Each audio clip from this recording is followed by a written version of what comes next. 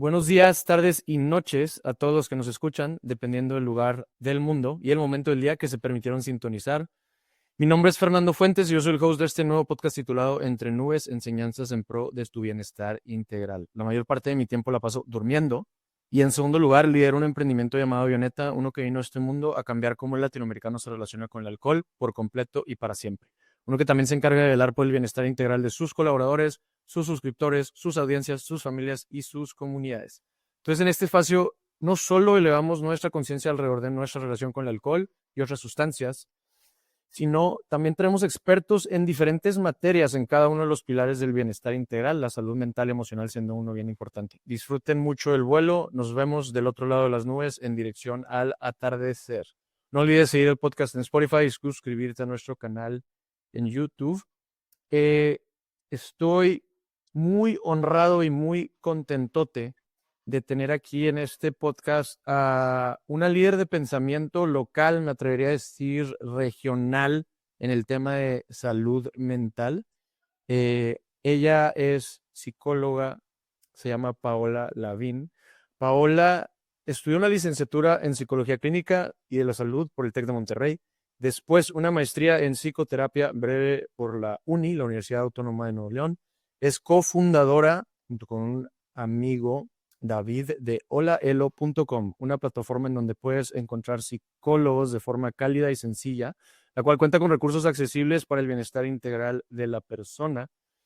Cuenta también con una plataforma psicoeducativa en Instagram con más de 175,000 usuarios, con el objetivo de derribar el estigma sobre temas relacionados con salud mental mediante la psicoeducación.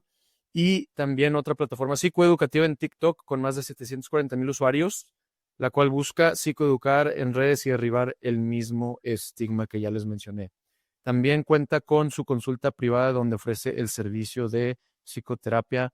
Paola, muchísimas gracias por regalarnos tu tiempo, tu corazón y tu mente. ¿Qué te gustaría agregar a esta intro que hicimos de tu persona? Muchas gracias por invitarme, no, se me hace una intro muy completa, o sea, sí dije que, híjole, son muchas cosas, pero no, o sea, así en corto y de manera súper sencilla, pues soy psicoterapeuta, me dedico a dar terapia y aparte, pues, ya me estaba metiéndome mucho en Instagram desde que estudié, entonces dije, bueno, si ya me estoy metiendo a redes, pues qué mejor que meterme para hacer algo de impacto y pues eso se convirtió en una comunidad y fue creciendo y pues aquí estamos, ¿no? Entonces, muchísimas gracias por tenerme. Estoy muy emocionada por lo que sea que vayan a preguntar. Creo que es importante hablar de esto. Entonces, gracias también por darle espacio a este tipo de temas. Sí, concuerdo contigo. Y necesidades de salud mental hay para aventar para arriba de aquí hasta que pasemos a mejor vida. Entonces, qué padre que organizaciones como Hola Elo y como Avioneta están poniendo sus muchos granitos de arena.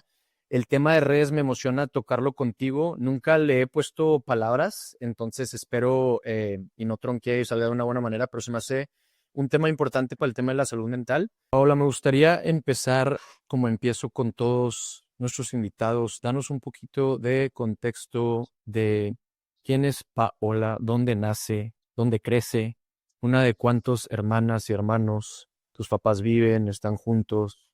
Cuéntame un poquito de tu infancia, tu adolescencia. Empezamos desde arriba. Muy bien. Fíjate, yo me dedico a esto. O sea, me han contratado para conferencias, talleres y así, y nunca me habían preguntado eso. O sea, se me hace una pregunta muy valiosa para dar un poquito de contexto de pues, quién les viene a platicar, ¿no? Pues yo me llamo Paola, yo nací en Monterrey, regia 100%, soy la mayor de tres hermanos, estoy yo, luego está Emiliano, que yo le gano por 3 años, mi hermano tiene síndrome de Down, y luego está mi hermana, Regina, que le saco 6 años, ¿no? Em, eh, Mi familia es de papás divorciados, me llevo padrísimo con mi mamá. Tengo una relación de contacto cero con mi papá por mi propia voluntad. Mi papá es alcohólico, tiene trastorno de personalidad narcisista y pues bueno, ha sido difícil, ¿no? Sí. En mi adolescencia yo siempre fui una persona como que muy apegada a la moral y a las normas. Realmente nunca fui de esas adolescentes muy conflictivas, me iba súper bien en la escuela, nerd a morir de cualquier cosa que tenga que ver con ciencia. Estudié en Prepatec, de ahí el Tec de Monterrey.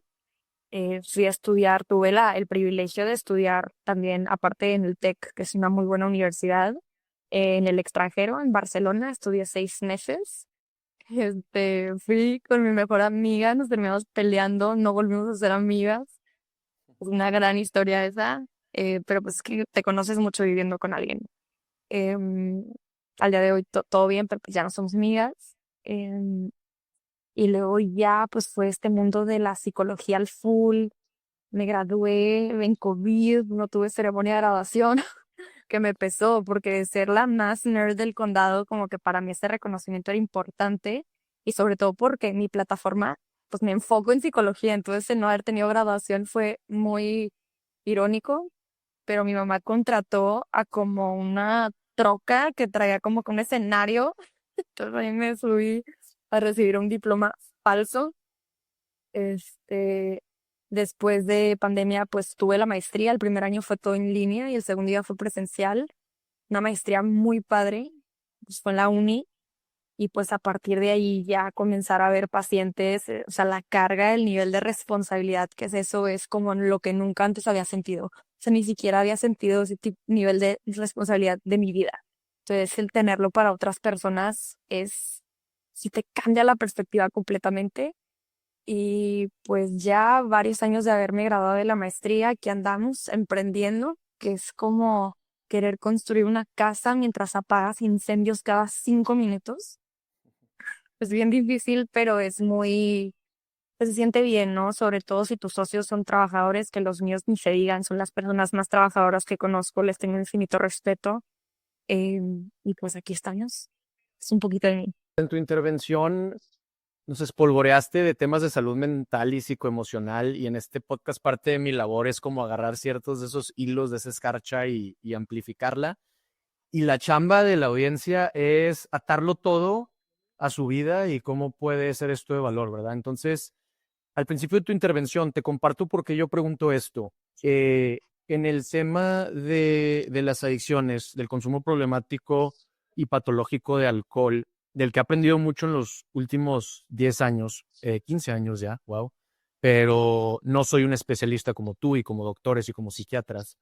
Hay un estudio bien padre que se llama, habla de las experiencias adversas de la infancia. Y entonces ese estudio es un estudio longitudinal que muestra la influencia de la infancia, de la crianza y de la adolescencia en temas de salud física, emocional y mental a lo largo de la vida de las personas. Entonces, obviamente, em, como dije en el episodio pasado, nuestra historia la podemos ir reescribiendo todos los días y resignificando, pero nuestra infancia y nuestra crianza, pues sí tiene su influencia en quién somos el día de hoy. Entonces, por eso pregunto eso.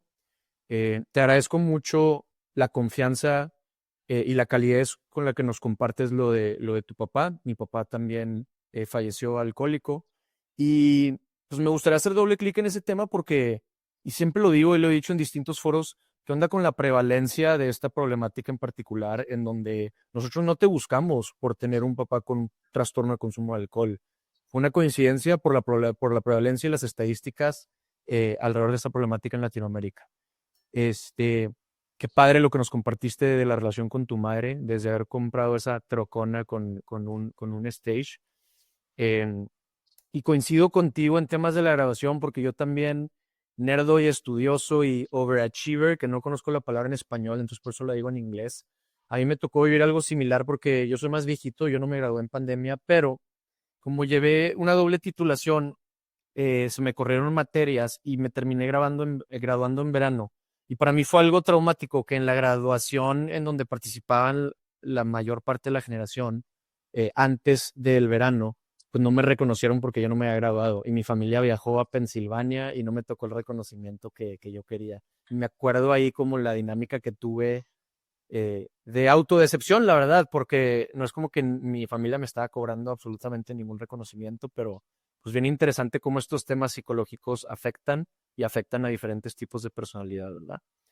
Y finalmente, sí, coincidimos aquí mi colega Aldo y yo que emprender es como construir una casa en movimiento, apagando múltiples fuegos todos los días. Una experiencia bien bonita. Pero bueno, Paula, cuéntanos cómo y cuándo nace tu interés por la psicología. Fíjate que en Prepatec había un congreso, que congreso era como un grupo estudiantil donde hacíamos un evento, se llamaba Believe, Be by Believe, y era un congreso donde invitábamos a estudiantes de secundaria y la verdad que ahorita viéndolo desde atrás como psicóloga hacemos cosas medio dudosas, pero era como para crecer su autoestima y como que realmente prestaran atención a las consecuencias que puede haber cuando tomas decisiones sin pensar, al valor de la comunidad, todo eso. Me gustó mucho ser staff de ese congreso al punto donde eventualmente fui mesa directiva. Y cuando fui mesa directiva, al mismo tiempo hice mi servicio social. Y ese sentimiento que me daba ayudar a otros de manera desinteresada como que era algo que yo no podía conseguir en otro lugar, pero me hacía sentirme tan congruente con mis valores, me hacía sentir tan bien estar gastando mi tiempo, mi energía y hasta mis recursos, como que en que alguien más se sintiera bien y no solo bien, sino estás siendo visto y te estoy platicando lo grandioso que eres como que, porque te digo, siempre me gustó mucho la ciencia. Yo por mí, yo hubiera sido feliz estudiando IQA o muchas personas porque también estaba mucho en el tema de debate, me decían como que, ¿por qué no estudiaste como derecho? O sea, o derecho internacional o negocios internacionales y yo como que no. O sea, es que no hay, o sea, yo quería como o medicina o psicología, pero ayudar a través de la palabra en un cerebro físicamente completamente saludable y tratar de arreglarlo, entre comillas, sin poderlo tocar, para mí era como un súper reto y como que esas dos cosas se mezclaron, como el amor a la ciencia y aparte como que esta de querer ayudar a otras personas. Y creo que la carrera de psicología era la que más atinada quedaba, o sea, para eso, porque si te pones a pensar luego en psicología hay demasiadas ramas. O sea, gracias al cielo en el TEC nada más había dos. Era psicología de las empresas y psicología clínica. Entonces, y aparte clínica y de la salud, o sea, dos ramas mezcladas. Entonces, pues era fácil decidir en teoría, pero la psicología es de las disciplinas más diversas que existen. O sea, hay psicología evolutiva, psicología de investigación, psicología jurídica, forense. O sea, es demasiado hasta un punto donde ya puede ser agobiante elegir. Pero pues yo me fui por clínica y de la salud porque pues es la rama que ve pacientes, ¿no? Y pues no te voy a mentir, no fue fácil al principio porque sorpresa de que llevas tronco de medicina. Y no, pues sí fue pesadito, pero pues yo creo que al final por eso decidí estudiar psicología. Qué increíble, ¿me escuchas bien? Sí. Oye, de toda tu intervención, lo que más me llevo es que mencionas que estas actividades eran congruentes con tus valores. Y si acaso me gustaría, antes de pasar a lo siguiente, hacer doble clic en quién te inculcó estos valores de ayudar al prójimo, por no tener mejor palabra. También se vale decir, oye, nadie me los inculcó, o sea, siento que viene de nacimiento, es parte de la vocación, ¿verdad? Pero alguien cercano a ti te influyó en ese sentido. Pues fíjate qué buena pregunta. Yo la verdad que crecí en una familia súper bonita, o sea, mis primas del lado materno, o sea, son personas que igual, como que tienden a hacer mucho de este tipo de conductas, entonces creo que era también al crecer de la mano con ellas, como que fue contagioso entre todas, y bueno, obviamente mi mamá, o sea, tener un hijo con síndrome de Down para nada es sencillo, entonces el tema del ayudar a otros siempre ha estado muy presente en la familia. Súper. Oye, y me recordaste ese tema, tener un hermano con capacidades diferentes, que de hecho ha sido un común denominador en los últimos dos invitados al podcast. Em, lo, lo padre que puede ser, y a ver, no estoy pormenorizando los desafíos que conlleva, pero siento que es una bendición empaquetada en desafío y crea a hermanos y a papás muchísimo más empáticos con las personas y con este don e intención de ayudar. Entonces, qué padre que lo ataste con esto. te voy a hacer la siguiente pregunta. Es un poco difícil, pero tú suéltate, ponte creativa. Compártele al mundo que nos escucha y que nos va a escuchar en los siguientes muchos años, porque este podcast va a quedar allá afuera, como quien dice. ¿Por qué es importante la psicología? Yo creo que la psicología es importante porque no existe un espacio donde la psicología no sea relevante. O sea, si tú eres un astronauta, el astronauta tiene un psicólogo. Si tú eres un deportista, bueno, el deportista tiene un psicólogo. Te encanta ver la Fórmula 1, ellos también tienen psicólogo. ¿Y a qué me refiero? O sea, la psicología es el estudio del comportamiento humano. Entonces, pues mientras hay humanos comportándose, en cualquier área va a ser relevante. ¿Por qué? Porque al nosotros entender el por qué nos comportamos como lo hacemos, y no solo eso, sino saber que podemos intervenir para cambiar conductas, es demasiado valioso y creo que como el ser humano es un ser en constante evolución, realmente nadie llega a un punto donde dice ya, en cualquier ámbito, ya sea el personal, emocional o laboral, cual sea la labor, siempre va a ser relevante. O sea, y sin miedo a que ChatGPT intente reemplazarnos porque, pues, no lo voy a ver, la verdad. Oye, nunca he hecho la siguiente pregunta a ninguno de los muchos psicólogos con los que platico, pero No. la detonaste porque mencionaste que tiene que ver con, mientras haya humanos va a haber psicología. Tú no sé si sepas la respuesta, pero ¿hay estudios de la psicología animal? Es decir, no sé, hay estudios de la psicología chimpancé. Ah, ok, súper. Sí, sí los hay. Se llama psicología evolutiva y es una rama padrísima en la psicología. Yo quería estudiar eso. En la universidad no había esa materia, pero claro que la hay y es súper importante porque mucho de eso es que aprendemos igual, con reforzadores, castigos, la verdad. O sea, no somos tan complejos como a veces nos gustaría pensar, o no somos tan importantes. Y eso es bien valioso porque al saber eso, pues podemos también ponernos a la par con otras especies. Sí, definitivamente. Ex changuitos al fin, ¿verdad? Correcto. Que iba a Darwin. Y ahora platícame, ¿la salud mental, emocional, psicológica son la misma o tú las dividirías tú y si las divides, ¿dónde hay solape? Mental, emocional y psicológica. Pues mira, yo te diría que sí son lo mismo y algo que sí me gustaría ser muy específica es que salud mental no es sentirte bien todo el tiempo. O sea, sí esa es la definición que es que eso me dicen muchos mis pacientes. Y yo, si a eso viniste, o sea, si quieres estar feliz siempre, no vengas, o sea, mejor invierte en otra cosa porque eso no es salud mental. Salud mental es seguir sintiendo y reaccionando a partir de situaciones de la vida y manejarlas lo mejor posible, ¿no? O sea, me siento triste. Pues siempre, todos nos vamos a sentir tristes de repente, pero yo sé qué hacer cuando me pongo triste. Eso es salud mental. Me Es de ahí. encanta. Y de hecho en mi proceso de psicoterapia en su momento me enseñaron como un abanico, una rueda con, no sé si no sé si tenga base científico, pero a mí me fue útil porque empezaba como que con las emociones más grandes que de hecho ciertas filosofías ya están todas coincidiendo en que en el centro de la rueda está el amor y el miedo y luego, ¡pum!, se va abriendo la rueda con palabras mucho más específicas hasta llegar a, por ejemplo, la frustración. Y a mí en su momento, digo, como buen ex macho o macho en deconstrucción o llámale como le llames. A mí cuando llegué a mis procesos de psicoterapia me era difícil como, primero que nada, articular y poner en palabras lo que estaba sintiendo y luego utilizar como palabras matizadas de qué estaba sintiendo ante cualquier situación.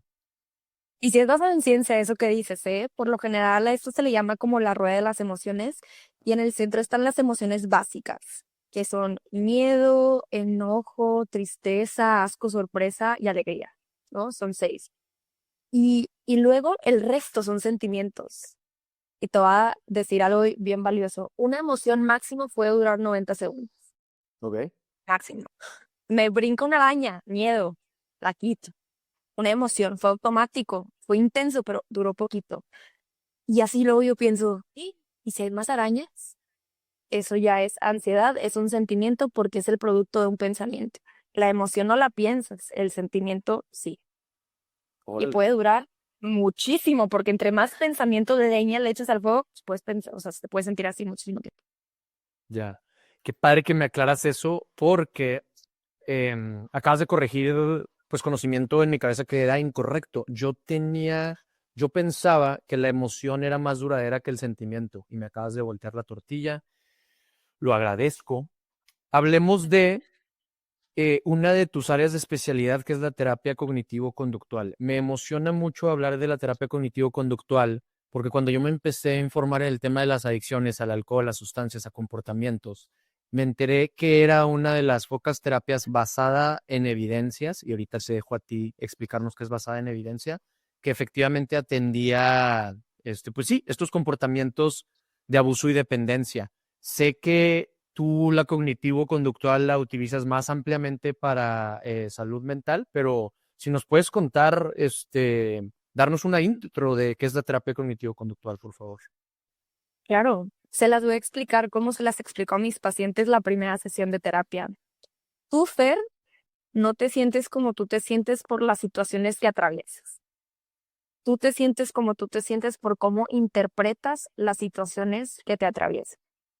Porque dos personas pueden vivir una situación muy parecida y tener una consecuencia emocional, física y conductual completamente diferente a partir de cómo lo estoy pensando. Entonces el pensamiento es muy poderoso en esta terapia, porque si cambiamos tu pensamiento a uno más objetivo y apegado a la realidad, va a cambiar todo lo demás, va a cambiar cómo te sientes, cómo reacciona tu cuerpo y tu conducta. Te voy a poner un ejemplo. Dos personas tienen un examen en 2 semanas. La primera, híjole, va a estar bien difícil, si repruebo, ¿qué voy a hacer? ¿Cómo le voy a decir a mis papás? ¿Sabes? Si estás pensando eso, probablemente te sientas súper ansioso, le saques la vuelta a querer estudiar, tu corazón pueda palpitar, te suben las manos y tu conducta sea evitar, vas a procrastinar estudiar, lo ves como algo demasiado amenazante. Pero una persona en la misma situación, un compañerito de escuela tuyo, piensa, híjole, puede estar retador, déjame checo la guía. No, pues se puede sentir mucho más enfocado, su conducta es hacia el estudio y puede que ni siquiera tenga síntomas físicos. Entonces, es la misma situación, solo es percibida de manera diferente porque todos tenemos un sistema de creencias que no sé si viste la película de Inside Out, intensamente. Sí, claro, claro. Bueno, esas bolitas que están ahí en el subterráneo, en el agüita, pues eso se va construyendo a partir de todas sus experiencias de aprendizaje. Entonces, si tú eres una persona que creció y luego tu papá te abandonó y después tuviste un amigo y el amigo te cuatreó y después tuviste un novio y el novio te puso el cuerno, bueno, a lo mejor esta persona tiene una creencia de que el hombre es malo, ¿no? Me sorprendería. Eso no quiere decir que sea verdad, ¿no? Entonces, a la próxima que venga un hombre, la persona, porque ve el mundo a través de unos lentes de que los hombres son malos. Y mi trabajo como psicoterapeuta cognitivo-conductual es cuestionar esas creencias, validando en todo momento lo que sientes, que es un reto definitivamente. Órale. Sí, sí, sí. Oye, háblanos un poquito de cómo es la técnica. Yo he llevado terapia cognitivo-conductual, no ha sido como la principal terapia que he llevado los últimos 5 años, pero recuerdo que era un poquito, lo voy a decir en palabras bien, bien cotidianas, bien, bien de no psicólogo, ¿verdad? Recuerdo que era un poquito como desempaquetar, desmenuzar eventos que habían ocurrido y luego como de construir pensamientos automáticos, por llamarlo de una forma. Sí, es que tus pensamientos son como los bebés de tus creencias. Entonces, al principio, muchos nos agarramos de los pensamientos para saber cuál es la creencia y poderla hacer cada vez más chiquita, sobre todo si es disfuncional, si no te está aportando valor funcional adaptativo, pues tal vez ni siquiera es verdad aparte. Entonces, es un poquito eso. Súper. Em, ¿Sabes si hay cambios neurológicos después de cierto tiempo de tomar terapia cognitivo-conductual? Pues mira, la tirada con esta terapia explicada desde esa perspectiva es que estamos a través de la neuroplasticidad, que es que tus neuronas son como flexibles en hacer caminitos nuevos, pues la idea es que sí, estamos fortaleciendo caminitos diferentes. Y como yo lo explico, es que imagínate que hay un sendero, una pradera, así, pero luego tú vas caminando y se hace como un senderito y luego caminas más y es como un camino. y luego es una calle y luego es una autopista.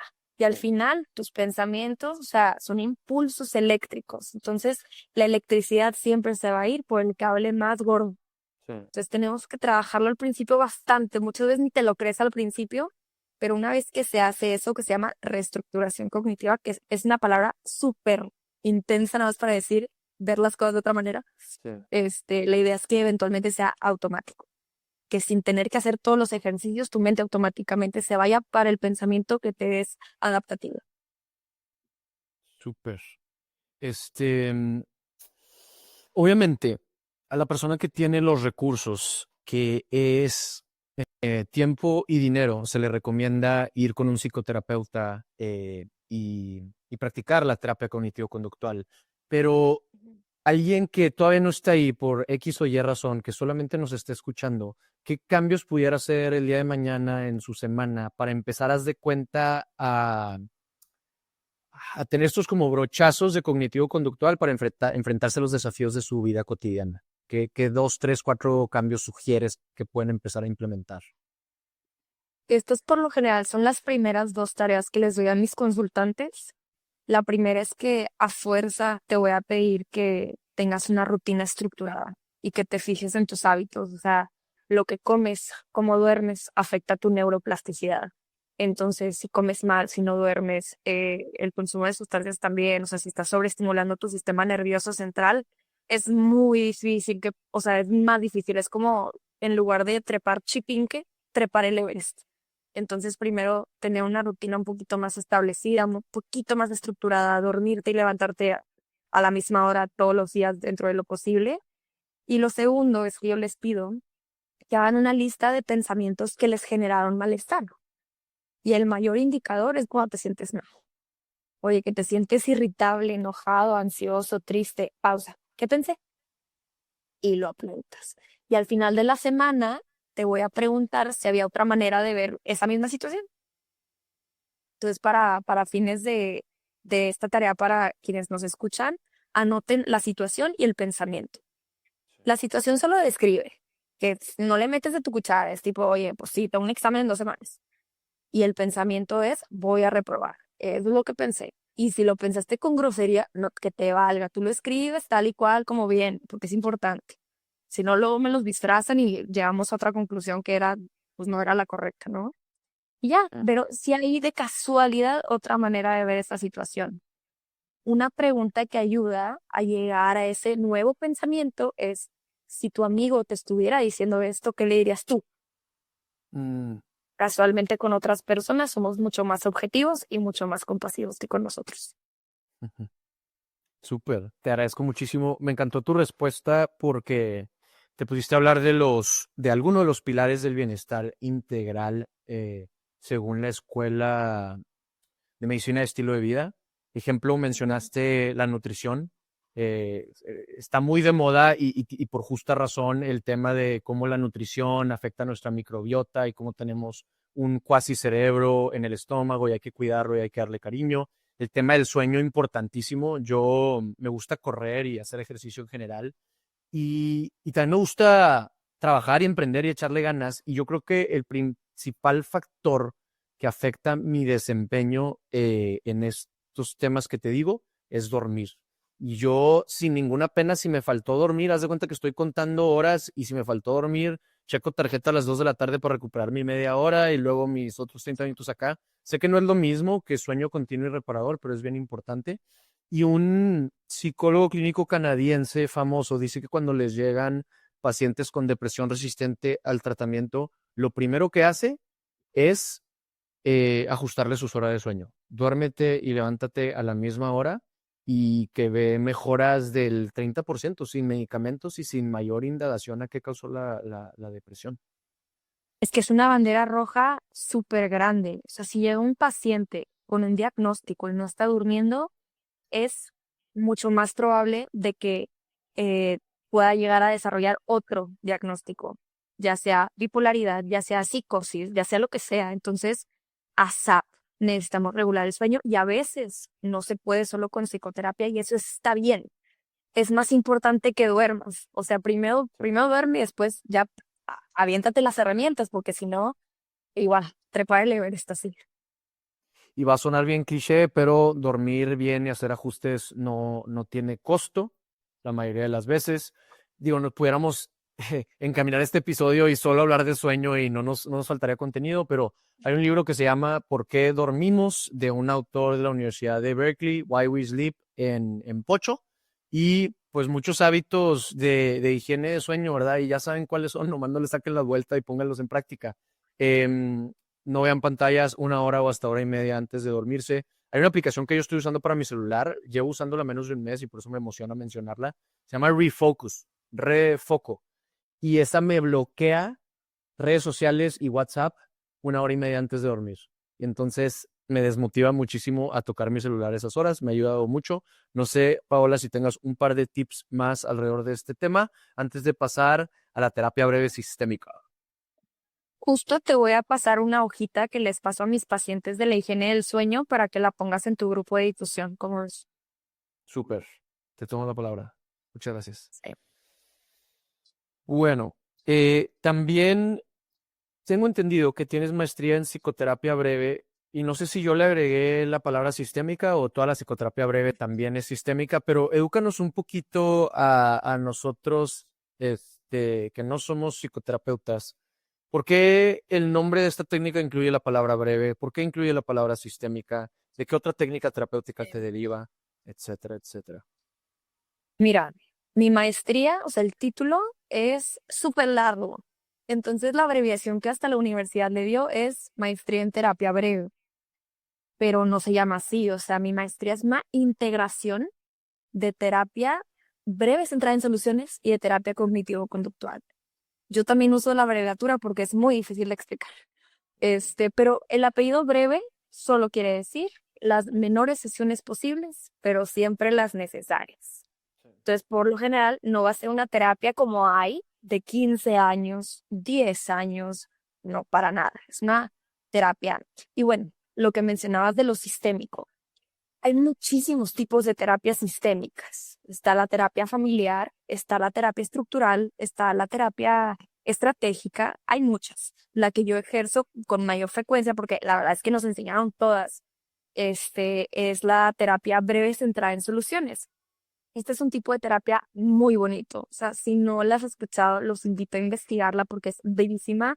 Básicamente, cuando llega un paciente conmigo y me dice como que, oye, pues fíjate que me he sentido mejor. ¿Cómo? ¿Cómo le hiciste para sentirte mejor? No, pues, como que dormí mejor. Oye, ¿cómo le hiciste para dormir mejor? Pues como que cené antes.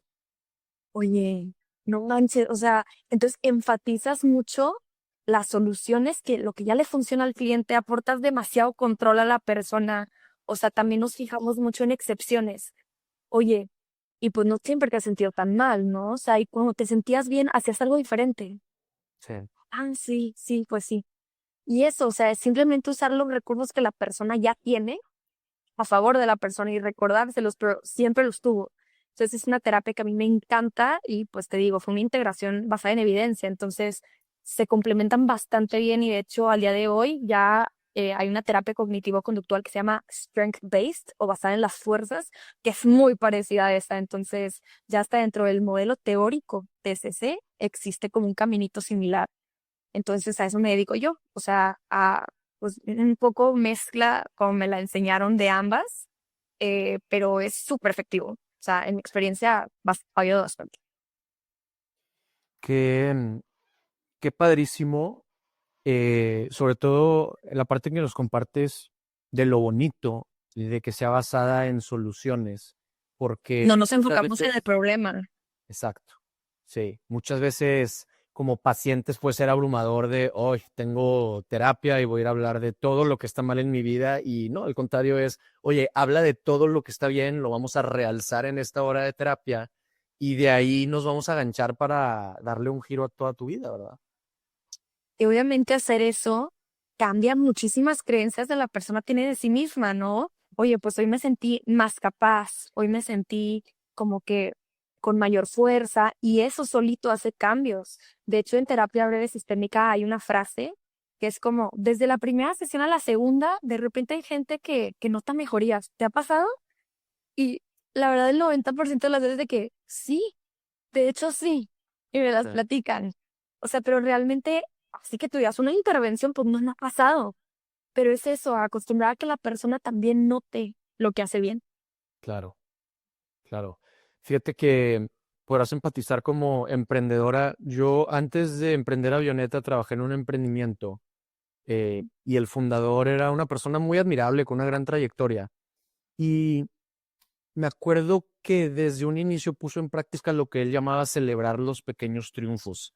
Él me sacaba de onda. O sea, teníamos una junta y le decía, tuve 3 llamadas y, wow, qué padre, cuéntame más. Y se quería meter a fondo de las llamadas. Y yo en mi mente, como que había llegado a la junta, que, ¿por qué no fueron 20 llamadas? ¿Por qué no fueron 100 llamadas? Y él me empezó a cambiar, me ayudó a cambiar ese chip. Y creo que es una línea de pensamiento similar a celebrar los pequeños triunfos. Oye, la persona que tiene una depresión, hay que celebrar y no es cliché y no es Disney, es un verdadero triunfo. Se levantó de la cama, tendió su cama, salió a caminar, haya sido una cuadra, hayan sido 5 kilómetros. Y esto es bien relevante, tanto creo que para tu población de pacientes, para lo que hace Hola Elo y también para lo que hacemos en Avioneta, porque el punto de partida de mucha gente es muy desafiante. Y si no celebramos subir un escaloncito, aunque sea de 7 centímetros todos los días, podemos tirar la toalla. Sí, definitivamente. O sea, mejor progreso que perfecto. Mm. Perfecto a veces no sirve de nada. Oye, mencionaste en esta última intervención la palabra basada en evidencias y yo la mencioné con anterioridad. Se me hace bien importante y bien responsable decirle a quien, bueno, que nos ayudes a definirle a quien nos escucha. ¿Qué es esto de basado en evidencias, verdad? Porque cuando se trata de salud, de atender la salud mental y emocional de las personas, muchas veces la gente se va por pseudociencia o por, no sé, terapias dudosas, etcétera, y me interesa que la gente conozca y pueda buscar en un menú de opciones una terapia basada en evidencias.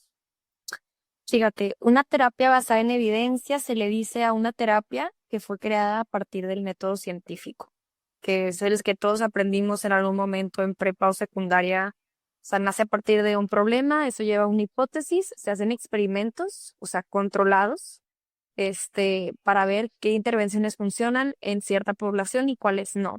Y al día de hoy hay muchísimas terapias basadas en evidencia. Para solo nombrar algunas, está la terapia cognitivo-conductual, la terapia aceptación y compromiso, la terapia dialéctica conductual, la terapia breve centrada en soluciones, y a ver, todas estas tienen evidencia, pero tienen diferentes niveles de evidencia, que es también, no es mucho chamba del paciente tener que saber eso, pero a veces sí es importante. O sea, si tú solo tienes cierto recurso, cierto dinero y le quieres apostar a la que más te puede ayudar, pues yo te diría, la neta, no es porque yo la estudié, pero la cognitivo-conductual ha sido la más estudiada hasta ahorita. Entonces, si le vas a apostar a alguna, yo te diría, apuéstale a esa.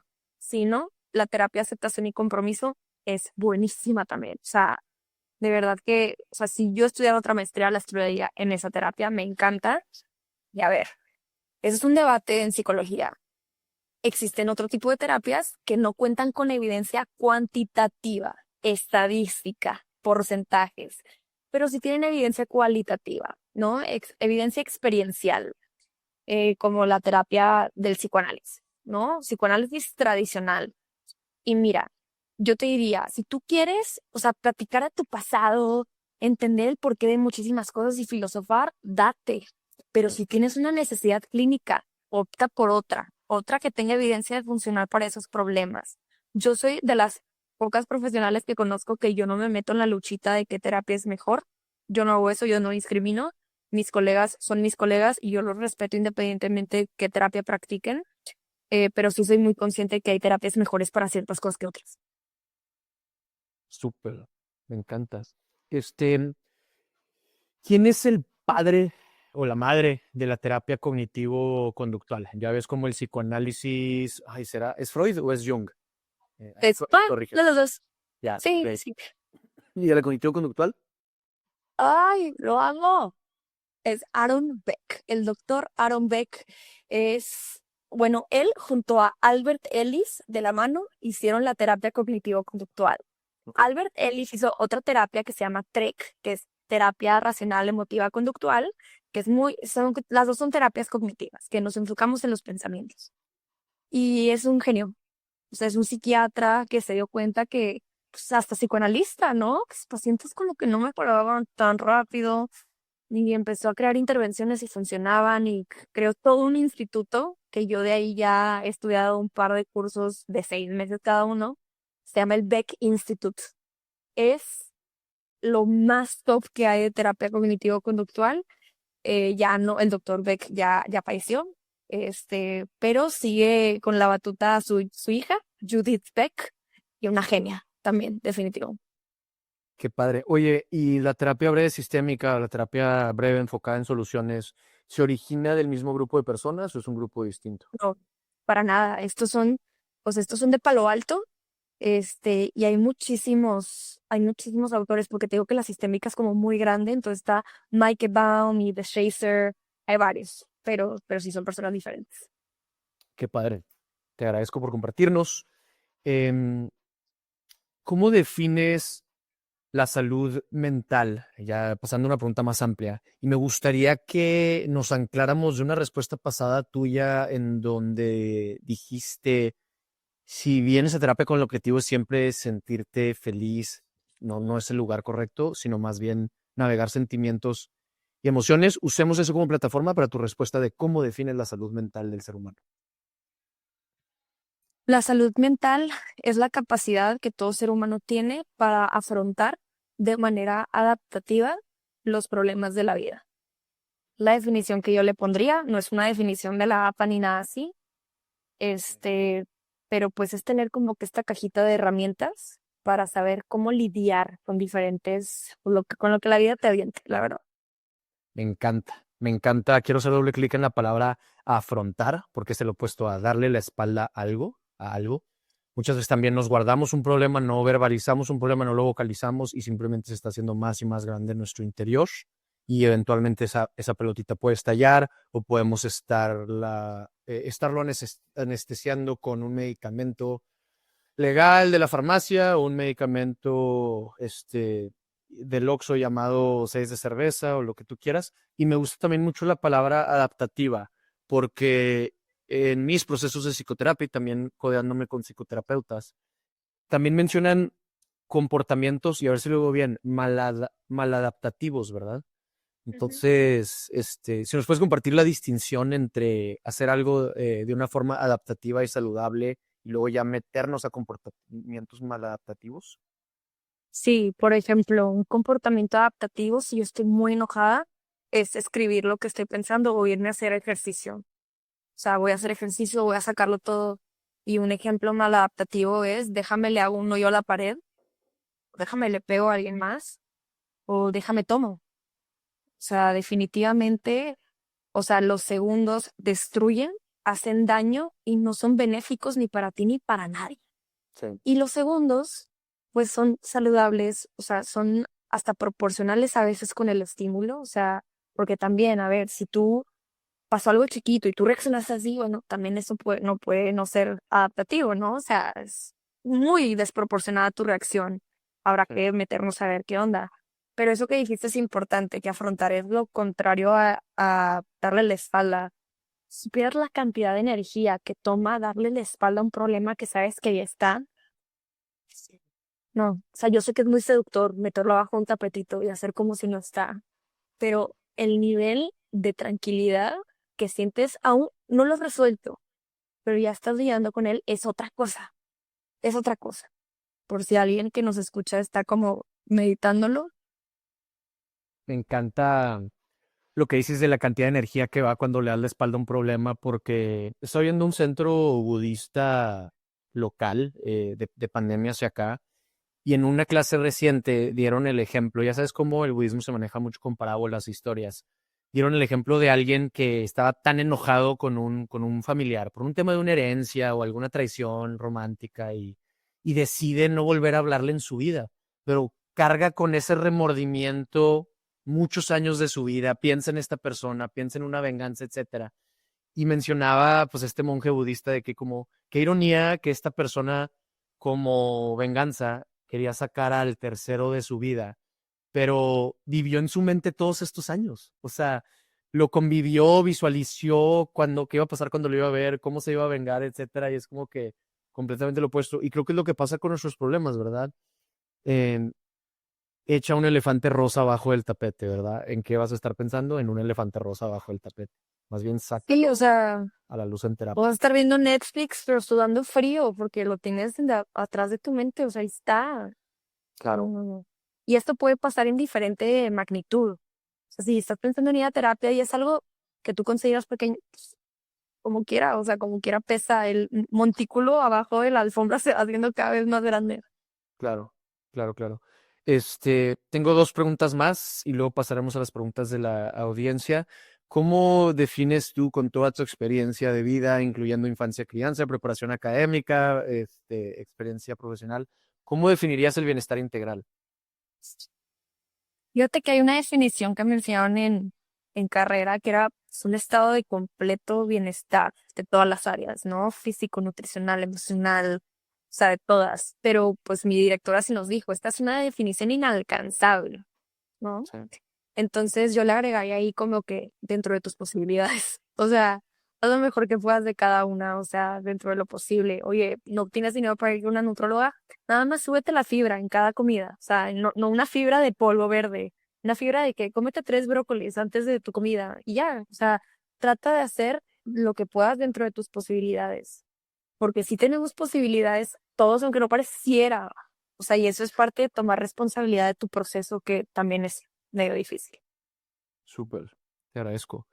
Y una pregunta también, creo que importante y obligada, porque muchas personas en nuestra audiencia son mujeres, son seres queridos de un bebedor que tiene que cambiar su relación con el alcohol, pero también son mujeres que quieren mejorar su propia relación con el alcohol encontrando puerto seguro en Avioneta. Y puede ser en la suscripción de Avioneta o simplemente en el contenido y en las redes de Avioneta. Entonces, si nos pudieras compartir algo de tus temas de especialidad, qué es la psicología, qué es la psicoterapia, qué es la salud mental, con perspectiva de género, con un ángulo desde la perspectiva de la mujer, estaría brutal. Si no se te ocurre nada, te puedo dar un prompt adicional y de ahí pudiera salir una respuesta.